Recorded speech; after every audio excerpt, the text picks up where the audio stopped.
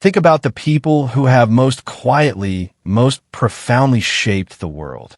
Not the loudest, not the most visible, not the ones performing confidence on a stage or broadcasting their ambitions across every platform. Not the ones who need you to know how hard they're working or how much they've sacrificed or how extraordinary their journey has been. The ones who said almost nothing and built everything. Abraham Lincoln, who sat quietly through storms of public ridicule, political betrayal, and devastating personal loss, and held a nation together. Darwin, who spent 20 years in careful, solitary silence before releasing a theory that rewired the human understanding of life itself. Rosa Parks, who didn't make a speech or raise her voice. She simply refused to move. Quietly, completely, immovably. These people had something in common, and it wasn't loud. It was deep, conviction, a particular kind of inner strength that does not need external validation to remain intact, that does not require applause to sustain its effort or agreement to maintain its direction. In a culture that has become almost pathologically loud, where personal branding is a virtue, where visibility is mistaken for value, where the performance of ambition is treated as ambition itself, quiet has become one of the most misunderstood and underestimated forces available to a human being. And the people who understand this, the ones who have learned to harness it, are consistently, quietly winning battles that the loudest people in the room never even noticed were being fought. This is what today's video is about. Not about being shy, not about being passive, not about weakness dressed in the language of humility, about a specific, deliberate, deeply powerful mode of operating in the world, one that history has repeatedly rewarded and that the modern era urgently needs you to understand. Let's go.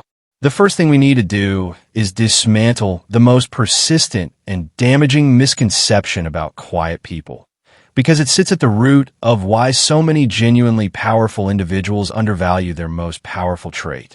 The misconception is this, that quiet equals passive, that silence equals disengagement, that the person who speaks least is contributing least, that the one who promotes themselves most loudly must be the most capable, the most ambitious, the most worth watching. This misconception is not just wrong. It is exactly backwards. Let me tell you what quiet actually is when it is chosen rather than imposed. Quiet is the state of a person who has nothing to prove. The deeply insecure person fills silence, because silence is uncomfortable when you're not at peace with yourself. When your identity depends on external validation, on being seen, heard, acknowledged, agreed with, silence feels like erasure. And so you fill it with words, with noise, with the performance of confidence, with the broadcast of your efforts and your plans and your accomplishments. The quiet person has resolved something that the loud person hasn't. They have found, through introspection, through hard experience, through the deliberate cultivation of inner stability, a sense of self that does not require constant external maintenance. They are not performing for the room. They are operating from a different orientation entirely. Quiet is also the state of a person who is observing rather than reacting. While others perform, the quiet person watches. While others broadcast, the quiet person absorbs. While others compete for airtime, the quiet person builds a picture of the room, the situation, the dynamics, the opportunities, a picture that the broadcasting performers will never assemble because they are too busy generating noise to receive signals. In military strategy, this is called intelligence advantage. The commander who knows more about the battlefield than their opponent does not win by being louder. They win by knowing things the opponent doesn't know and acting on that knowledge at precisely the right moment. Quiet people gather intelligence that loud people miss. In negotiation, in leadership, in creative work, in relationships, in strategy. The person who listens more than they speak consistently holds more information, makes fewer errors from misreading situations, and builds stronger connections than the person who speaks more than they listen. The neuroscience here is fascinating. When you are speaking, your brain is primarily in production mode, generating, sequencing, outputting. When you are silent and listening, your brain is in reception and processing mode, absorbing information, making connections, forming patterns. The person who spends more time in reception mode over the course of a meeting, a negotiation, a relationship is accumulating a richer, more accurate map of reality than the person who spends that same time in output mode. Better map, better decisions, better outcomes. The quietest person in the room is often the one who, when they finally do speak, says the thing that cuts through everything. The precise observation, the unexpected question, the clear reframing that everyone else was too busy talking to notice. That is not a weakness. That is a profoundly sophisticated form of strength. There is a specific inner architecture that makes quiet strength possible, a set of internal qualities that produce the external stillness. Without understanding these qualities, be quieter is just advice. With them, it becomes a practice, a discipline, a way of inhabiting your life differently. Let me walk through the 4 foundational pillars. Pillar 1, self-knowledge. The quiet person knows themselves. Not perfectly, no one does, but deeply enough that they are not constantly surprised by their own reactions, not easily destabilized by external opinion, not perpetually searching for identity in the mirror of other people's perceptions. Self-knowledge is the bedrock of quiet strength because it resolves the need for external definition. The person who doesn't know themselves needs others to tell them who they are. They need agreement to feel confident in their views, validation to feel certain of their worth, applause to feel their efforts are real. The person who knows themselves has already done that work internally. They know their values, not abstractly, but with the lived clarity of someone who has tested them against real situations and held to them at real cost. They know their capabilities, honestly, neither grandiose nor minimized. They know their edges, where they are strong and where they need support. They know their patterns, the ways they tend to err, the situations that bring out their worst, the conditions that produce their best. This self-knowledge is not static. It is built through genuine introspection, honest self-examination, and the willingness to look at yourself without the usual protective distortions. It is built through the practice of sitting with yourself quietly, which is why meditation, journaling, and solitary reflection are not soft peripheral habits for quiet people. They are how the foundational architecture is built and maintained. The quiet person who walks into a room has already spent time with themselves before the room. They know what they're there for. They know what they value. They know what they will and will not do. And that pre-established clarity produces a quality of presence, calm, grounded, unhurried, that loud performance can never replicate. Pillar 2, long-term orientation. The quiet person plays a different game than the loud one. Not a better game in some moral sense, a different one with a different time horizon and different metrics of success. The loud orientation is short-term. Be seen now, be validated now. Win this room, dominate this conversation, establish status in this moment. It is optimized for immediate social reward, the recognition, the laugh, the nod of agreement, the sense of having won an interaction. The quiet orientation is long-term. Build something real, develop genuine capability, earn trust through consistent action over time. Let results speak when they're ready. These 2 orientations are not just different approaches to social interaction. They produce fundamentally different lives. Short-term orientation produces a constant performance anxiety, the need to continuously perform status and capability because status and capability have never been genuinely built. The performance must be maintained because without it, there is nothing underneath. Long-term orientation produces a progressive accumulation. Each year of quiet building adds to what was built the year before. Each year of consistent delivery adds to a reputation that compounds. Each year of genuine skill development adds to a capability that becomes harder and harder to ignore. Warren Buffett has been perhaps the most famous practitioner of this orientation in the financial world. Famous not for dramatic announcements or aggressive performances of genius, but for extraordinarily patient, quiet, consistent investment in genuinely valuable things over very long periods of time. His results, accumulated over decades of quiet compounding, are now literally impossible to ignore. The same principle applies to every domain. The person who builds quietly for 5 years while others perform loudly will often be unrecognizable to those others at the end of year 5. Not because anything dramatic happened, but because quiet compounding is invisible until suddenly it isn't. Pillar 3. Emotional sovereignty. Quiet strength requires what I call emotional sovereignty. The capacity to feel deeply without being visibly governed by what you feel, to remain functionally stable in the face of provocation, disappointment, criticism, or uncertainty. This is not emotional suppression. The emotionally sovereign person is not numb, not disconnected, not performing stoic indifference. They feel everything, but they have developed, through practice, through experience, through the discipline of emotional regulation, the ability to process emotion internally before it dictates external behavior. This matters enormously in the context where quiet people do their most significant work, in negotiation. The person who can maintain composure while the other party escalates emotionally holds an enormous strategic advantage. Their stability forces the other party's emotional state into greater relief, often causing escalation and errors. The quiet person simply waits. In leadership, the leader who remains calm during a crisis, who does not amplify the panic of those around them, who thinks clearly when the pressure is highest, who communicates certainty without false optimism, is the leader people follow when it genuinely matters. Calm is contagious. So is panic. The leader who radiates the former in difficult conditions is providing a resource that is genuinely, measurably scarce.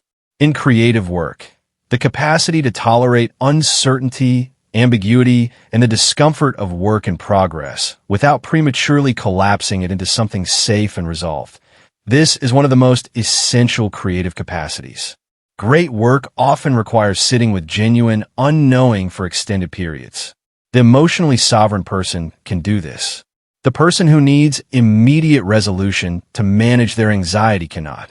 Emotional sovereignty is built through the same practices that build self-knowledge. Consistent self-examination, the deliberate practice of non-reactivity, and the willingness to feel difficult things without immediately escaping them. Pillar 4. Concentrated power. The final pillar is perhaps the most practically significant. The quiet person concentrates their energy. The loud person expends energy in every direction simultaneously. Every platform, every conversation, every opportunity to be seen is pursued. Attention is scattered across many domains, many performances, many relationships maintained at the surface level. The result is a wide, thin spread of energy that rarely goes deep enough in any direction to produce genuinely significant results. The quiet person makes different choices. They are selective, sometimes frustratingly, confusingly selective to those around them.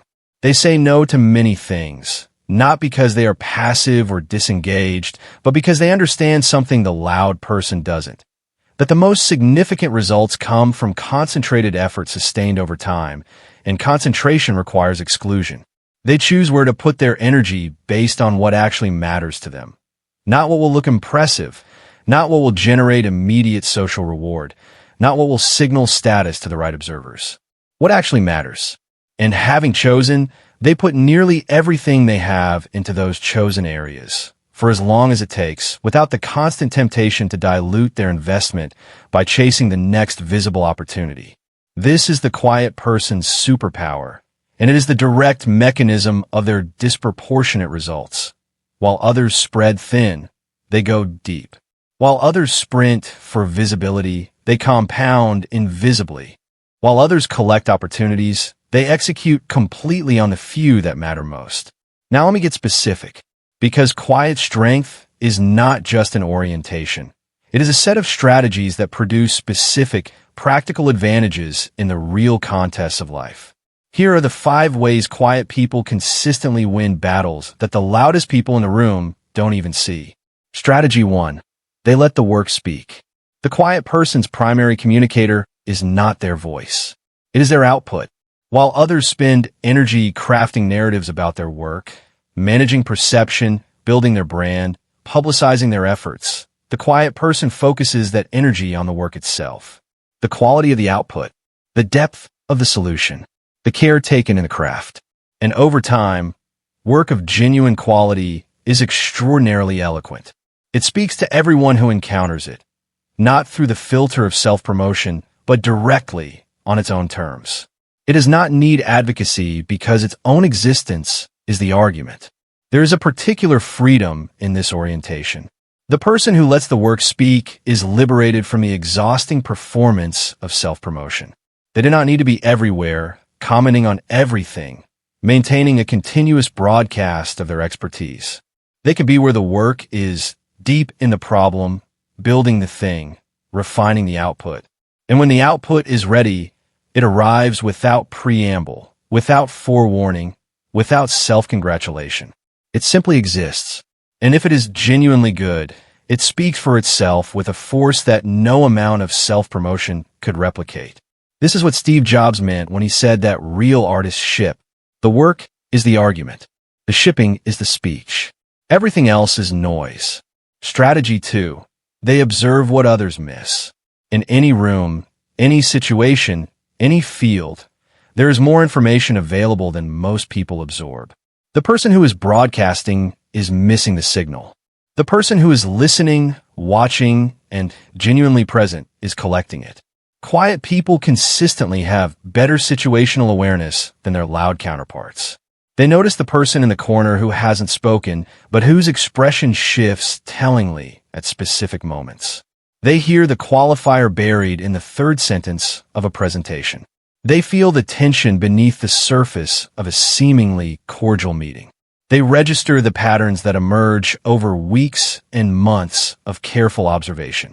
This observational advantage compounds into a strategic advantage. Better information produces better decisions. Better situational awareness produces better timing, knowing not just what to do, but precisely when to do it. The quiet person who has been watching for 3 months and understanding for 3 months and then acts decisively at the right moment will frequently outperform the loud person who has been acting and reacting constantly, producing lots of activity and very little understanding. In competitive environments, this is understood clearly. The player who reads the game better will consistently make the right moves at the right moments. Not because they're faster or more talented, but because their superior situational understanding produces superior decision-making. The quiet person reads the game better. Strategy 3.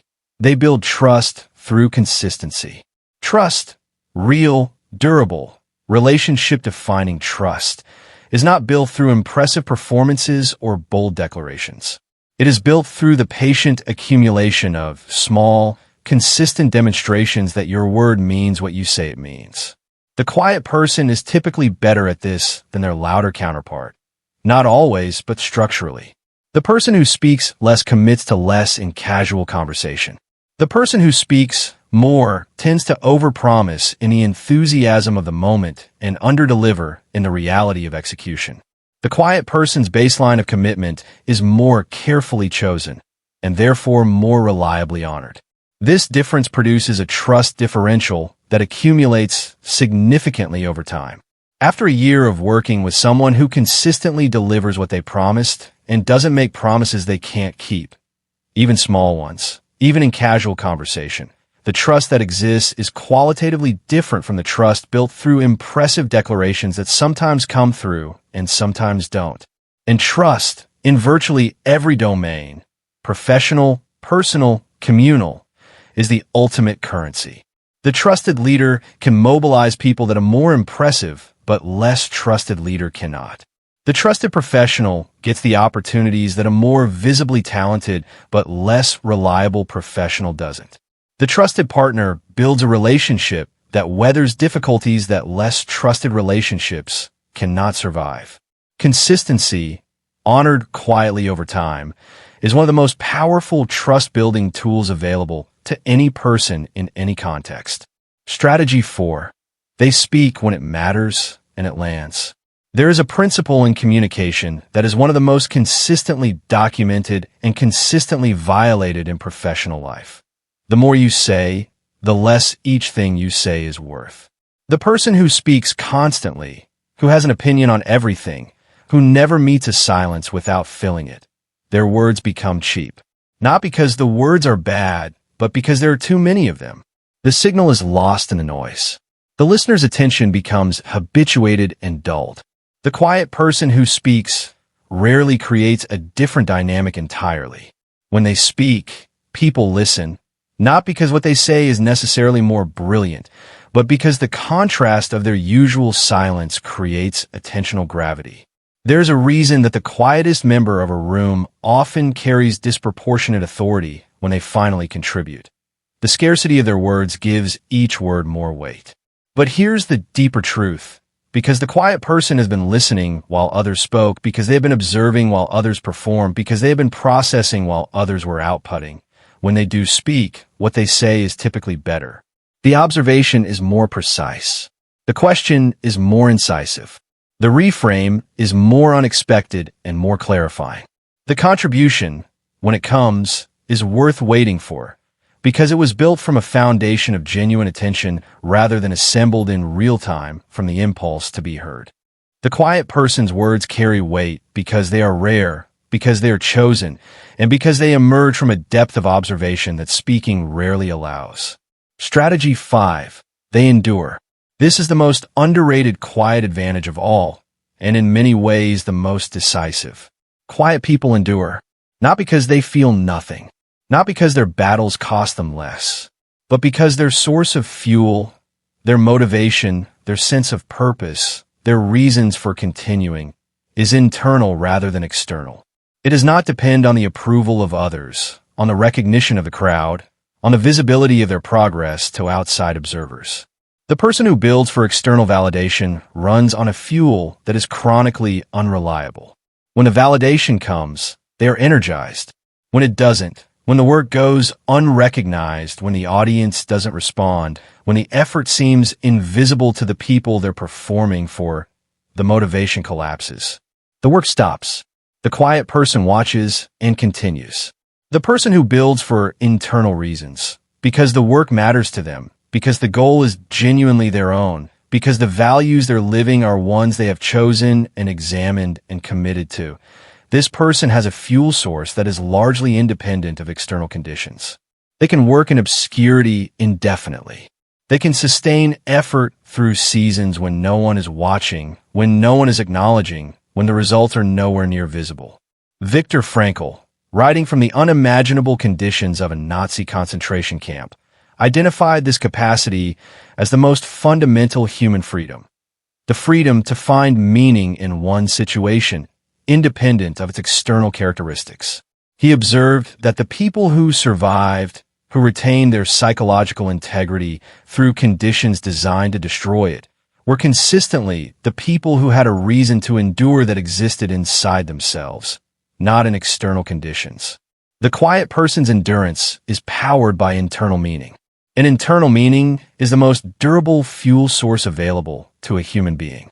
Of all the practices available to the quiet person, one stand apart, both for its power and for how systematically the modern world works to prevent it.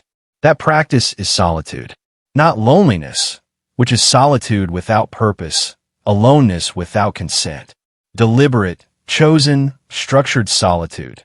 The practice of spending time alone, in silence, without input, without distraction, without the constant presence of other people's voices, thoughts, and demands. In his extraordinary meditation on this subject, author Michael Harris writes that solitude is to the mind what sleep is to the body, a necessary period of rest, consolidation, and renewal that the mind cannot function well without, and that our increasingly connected world makes increasingly rare. The statistics on this are genuinely alarming. The average person checks their phone over 90 times per day. More than 30% of people report never spending time fully alone, without their phone, without background media, without some form of connection to others. Many people report being unable to sit in silence for even 10 minutes without significant psychological discomfort. We have forgotten how to be alone. And in forgetting that, we have lost access to one of the most powerful cognitive and creative resources available to us. What happens in genuine solitude? The mind, released from the demands of social performance and continuous input, begins to process at a different level. Connections form between ideas that had been too far apart to touch in the crowded, stimulated, multitasking mind. Problems that seemed intractable in the midst of busyness reveal their structure in the clarity of stillness. The self, freed from the continuous performance of identity for others, can settle into honest self-examination. The most significant creative, intellectual, and spiritual breakthroughs in human history have almost all been produced in conditions of solitude. Newton's Annus Mirabilis, the year of extraordinary productivity during which he developed calculus, the theory of gravitation, and the law of universal gravitation, occurred during a period of enforced isolation due to plague. Darwin spent extraordinary amounts of time in solitary contemplation on his thinking path at Down House. Einstein credited his most important insights to what he called thought experiments conducted in a kind of deep, solitary reverie. These were not accidental. Solitude was the condition their most significant thinking required.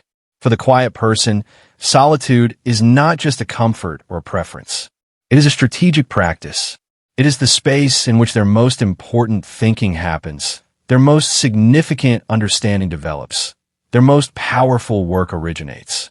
This is why the quiet person guards their solitude, why they decline the social obligations that would consume every available moment, why they're comfortable with the fact that the loud performers around them may interpret this as aloofness or disengagement. The quiet person is not disengaged. They're doing the most important work in the only place it can be done. The social cost of solitude, being seen as reserved, slightly mysterious, difficult to read, is the admission price for access to the space in which real depth is built. The quiet person pays it willingly because they understand what's happening in that space and what it's building. Protect your solitude. Not all of your time. You need the world, and the world needs your engagement with it. But enough of it that your most important thinking can happen. Enough that you can hear yourself over the noise of everyone else. Enough that the work that only you can do gets done in conditions that only solitude can provide. One of the most interesting dimensions of quiet strength is this. The world consistently misreads it. Quiet is interpreted as absence. Stillness is interpreted as lack of engagement. Thoughtfulness is interpreted as slowness. Selectiveness is interpreted as shyness. Non-reactivity is interpreted as having nothing to say. And the quiet person, when they understand this pattern, does not feel the need to correct it, because being underestimated is a profound tactical advantage. History is full of examples. Abraham Lincoln was widely dismissed as an uneducated country lawyer with no business being president, right up until his presidency revealed a political intelligence, an emotional depth, and a moral clarity that most of his critics never achieved. Ulysses Grant was written off as a burned-out alcoholic has been long before he led the Union Army to victory in the Civil War. J.K. Rowling wrote the early chapters of Harry Potter in a small Edinburgh cafe while on welfare, completely invisible to the literary world that would eventually be transformed by her work. Being underestimated means operating without the weight of high expectations, without the scrutiny that visible success attracts, without the competitors who would redirect their energy toward you if they understood what you were building. The quiet person, working in comfortable obscurity, gets to develop their capability, build their work, and compound their effort without the interference that visibility brings. The underestimated person also benefits from the psychological freedom of low expectations. When the bar is low, you can experiment freely, fail without catastrophic public consequence, iterate without the pressure of maintaining a reputation for excellence. The person whose potential has been loudly proclaimed and widely celebrated operates under a different psychological burden. Every failure is a public commentary on their loudly stated promise. There's also a particular satisfaction, quiet, private, deeply personal, in proving the underestimation wrong. Not proving it to others, not in a performative moment of vindication, but simply in the knowledge of what was built while no one was watching and what it has produced. The quiet person does not need the dramatic reveal. The work is the reveal, and the work will speak when it is ready. Let them underestimate you. Work in underestimation. Build in the obscurity, and let the results speak at the moment of their own choosing. Everything we've discussed so far has primarily concerned the individual, the internal architecture, the professional strategies, the creative practices. But quiet strength has its most profound manifestations not in solitary achievement, but in relationship. And this is where I think it is most undervalued. The quality of your relationships is, to a very large extent, determined by the quality of your listening. And listening, real listening, not the performance of listening while waiting for your turn to speak, is one of the rarest and most valued things one person can offer another. Most people are remarkably poor listeners, not because they don't care about the people they're talking to, but because they have trained themselves through years of social conditioning and media consumption to be primarily generators rather than receivers. In conversation, they are composing their response while the other person is still speaking. They are filtering what they hear through their own experience, their own interpretation, their own frame, rather than genuinely opening themselves to the frame of the other. The result is conversations that feel like two people talking at each other rather than with each other. Both people leave feeling vaguely unsatisfied, vaguely unheard, vaguely disconnected from what the exchange was supposed to provide. The quiet person who has trained themselves to genuinely listen, to be fully present with what is being communicated, to receive before responding, to reflect before reacting, creates a completely different quality of conversational experience. The person on the other side of a genuine listener feels, often for the first time in a long time, actually heard, actually seen, actually understood. This is extraordinarily rare and extraordinarily powerful. People do not forget the person who made them feel genuinely heard. The experience is distinct enough from normal social interaction that it registers as significant, as something worth returning to, worth maintaining, worth developing into something deeper. The quiet person builds the deepest relationships not despite their quietness, but because of it, because their quietness is expressed as genuine attention, and genuine attention is one of the most precious gifts one person can offer another. There's also a quality of presence that quiet people bring to the relationships they choose to invest in. Because they're selective about where they place their social energy, because they do not scatter it across every available connection. The relationships they commit to receive something that most relationships don't, their full investment. And the people on the receiving end of that investment know it. They feel the difference between someone who is present with them and someone who is partially present while managing the continuous demands of a wide, shallow social network. They feel the quality of the quiet person's attention, and they feel valued by it in a way that is genuinely nourishing. The quiet person's circle is smaller. Their relationships are deeper. The trust they build is stronger. And the love, familial, romantic, or simply human, that moves through their relationships is richer, because it moves through channels that have been built with care rather than constructed for volume. Let me close the content of this video with a practical question. How do you actually develop this?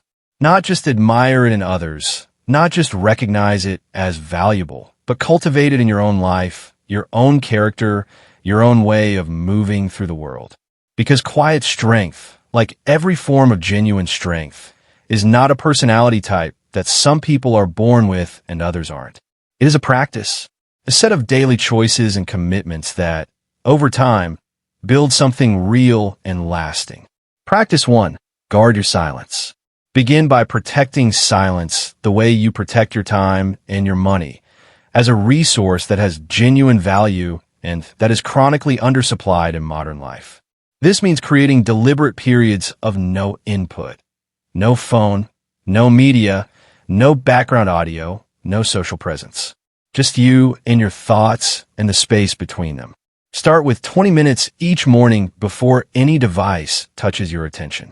Extend that as the practice becomes more natural. In conversations, practice adding 2 seconds of silence before you respond to anything. Not 2 seconds of conspicuous pause, just a slight deceleration that interrupts the automatic reaction cycle and allows a genuine response to form. 2 seconds feels like nothing to the clock and significant to the mind. In meetings and group settings, commit to speaking only when you have something genuinely worth adding. Not to maintain presence, not to demonstrate engagement, not to fill silence, but only when the contribution is real. This will be uncomfortable at first. The discomfort is the practice. Practice 2. Choose depth over breadth in everything. Make deliberate choices to go deeper rather than wider. In your relationships, your skills, your knowledge, your commitments. Fewer relationships tended with genuine attention rather than many connections managed superficially. Fewer skills developed with real depth rather than a wide shallowness that impresses without producing. Fewer commitments honored completely rather than many obligations perpetually underdelivered. The practice of depth requires the discipline of saying no to opportunities, to obligations, to the diffusion of your attention across every available direction. Every no to something less important is a yes to something more important. Every refusal to spread thin is an investment in going deep. This will sometimes appear antisocial, unfriendly, or disengaged to people who measure engagement by volume. Let it appear that way. The depth you build will eventually speak more clearly than any performance of broad engagement could. Practice 3. Develop a daily observation practice. In every environment you enter, meetings, social gatherings, professional settings, commit to spending the first portion of your time observing rather than contributing. Watch who speaks to whom. Notice what is said and what is conspicuously not said. Pay attention to the dynamics beneath the surface content of conversations. Register the expressions and body language that accompany and often contradict the words. This is not strategic manipulation. It is the practice of genuine presence, of actually being in the room rather than performing your presence in it. Keep a brief journal of your observations, not to analyze or judge, but simply to develop the habit of noticing. What did you see today that you might have missed if you'd been more focused on speaking?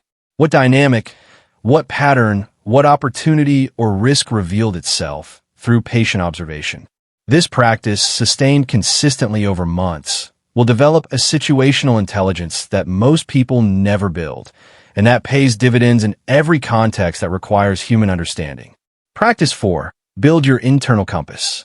Quiet strength is ultimately grounded in a well-developed relationship with your own values, your own sense of what matters, your own internal definition of a life well lived.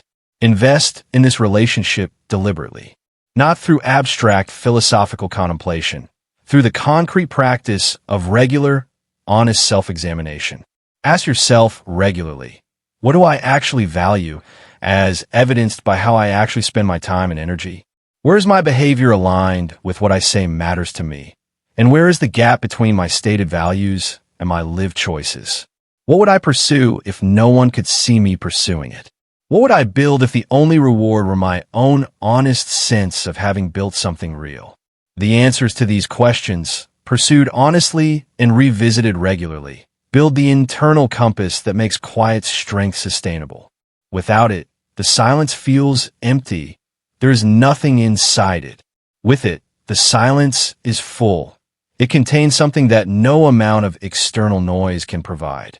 Practice 5. Let the work be enough.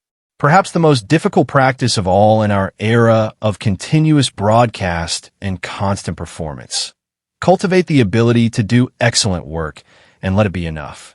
Without broadcasting it, without seeking immediate recognition, without performing its production for an audience. Do the work. Do as well as you can. And then let it go into the world on its own terms, without forcing the recognition, without managing the perception, without making yourself the loudest narrator of your own output. This is not passive. This is an act of profound confidence. The confidence that says the work is real enough to speak, that the quality will eventually be understood, that the patience required is an investment rather than a sacrifice. The world's most enduring works, the books that last centuries, the ideas that reshape fields, the contributions that outlast their creators, were almost never built by people who were primarily focused on their own visibility. They were built by people who were primarily focused on the work, who care more about what they were building than about being seen building it. Be that person as often as you can, as consistently as you can manage, and trust that what is real will, in time, be recognized as such. Let me bring this full circle. The world rewards noise in the short term. Volume gets attention. Performance gets visibility. The loudest declaration lands first. The boldest claim is heard furthest. But the world rewards quiet in the long term. The depth that silence allows. The trust that consistent, unperformed delivery builds. The work that is done with full attention rather than partial presence. The relationships that grow in the soil of genuine listening. The reputation that accumulates through output rather than advertising. The quietest people often win the biggest battles, not because they are hiding from the fight. They are fighting in a completely different register, one that the loud performers rarely perceive and almost never understand until the moment when everything has already been decided. They are building in silence, compounding in obscurity, developing depth in the solitude that others have surrendered for stimulation, listening for the intelligence that speaking always misses, enduring through the patience that internal meaning makes possible. They're not passive. They're not weak. They're not waiting for permission or opportunity or the right moment to make themselves heard. They're already there, in the work, in the practice, in the quiet accumulation of something real. And when the moment comes, when the work is ready, when the timing is right, when the long compound of quiet effort arrives at its natural culmination, they do not announce themselves. They simply show up, and everything that was built in the silence speaks. If this landed for you, if something in this video describes something you've always felt but never heard articulated, share it with one person who needs to hear it. Subscribe for weekly videos on mental mastery, quiet strength, and the disciplines behind building a life worth being proud of. And drop in the comments, what is the one area of your life where you're choosing to let the work speak rather than the broadcast? Tell me what you're building in the quiet. I'll see you in the next one.